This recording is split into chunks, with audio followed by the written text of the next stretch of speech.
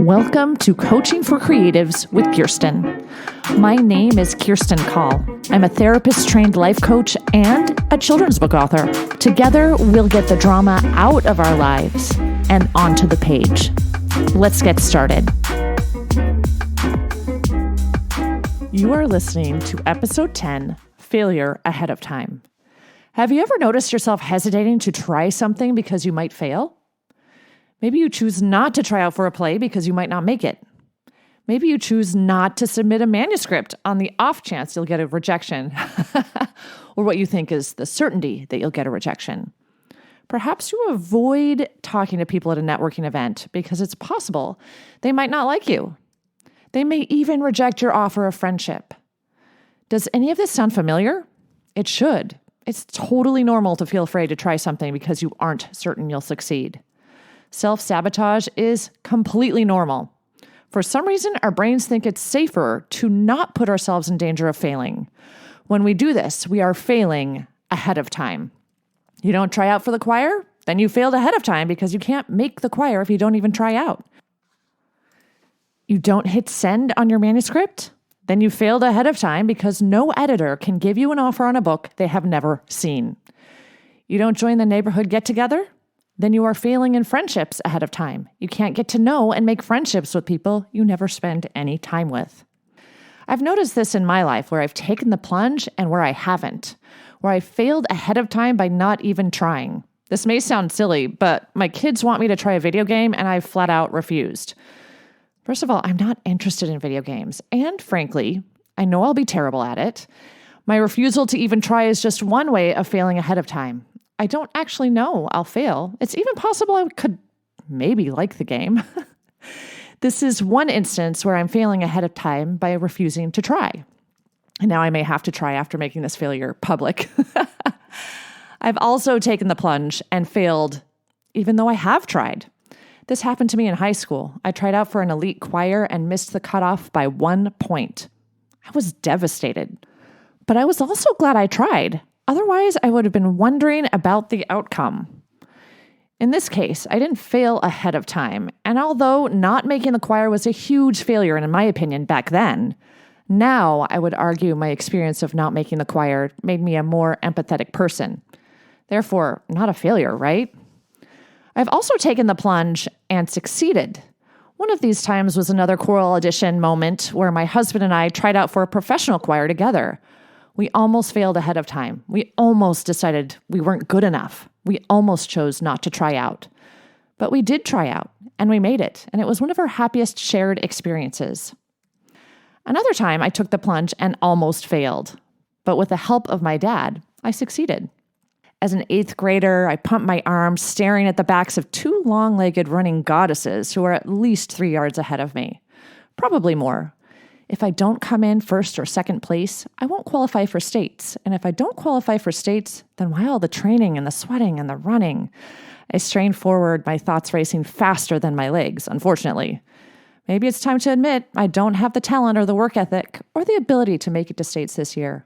There's no way I'm going to win this race. Those are my failing ahead of time thoughts, right? As I lag behind, watching my dreams slip through my fingers, I hear a voice.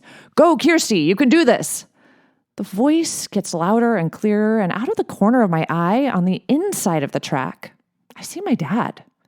Somehow, he has gotten past all the track coaches and track parents and rules of the race, and there he is, inside the track. His cheering grows louder, and I realize Dad is running right beside me. This is my dad, who is in his 40s and clearly too old to run this fast. He's running with me in perfect synchronicity. And not only is he keeping up with me, he's pulling ahead of me. You can do this, Kirsty. Move those legs. Faster, faster. A surge of energy fills me. It's as if Dad's words give me the ability to fly. And it's not about my fatigue or the physicality of the race or my stamina or even about winning anymore. And also, strangely, I'm not embarrassed my 4-year-old dad can beat me or that he is running next to me. I feel his love fill me with light. This love lifts me, and I know if he believes I can win this race, I can win this race. I only have 100 yards left.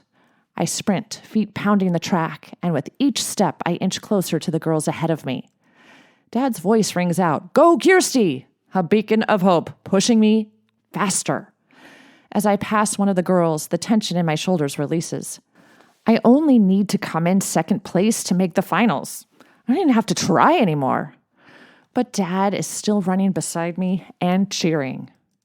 "Kirsty, go!" I know the race isn't over yet. With one last surge of speed, I shoot farther ahead of the first girl. The crowd cheers, my upper body strains forward. First, my arms cross the finish line, then my torso, then my knees. The crowd goes wild. And then I make the race even more interesting. I fall right over the finish line. The crowd's cheers transform into a worried, "Oh," then silence. I pull myself up with the help of Dad, who never left my side. My bloody knee stings, and the thrill of my win is replaced by the heat of embarrassment for just a moment. When Dad hugs me, I realize I've won a race I never could have won without his help. So, when I face the decision of finding myself leaning towards failing ahead of time, I ask myself two questions. The first one is, what's the worst thing that can happen if I take a leap of faith and just go for it? If I'm considering submitting work to my agent, the worst thing that can happen is she hates the book and refuses to send it to editors. So the worst thing that can happen is the book doesn't get published. That result is exactly the same as what will happen if I never show her the work at all. The book won't get published. I just failed epically ahead of time by failing to press send.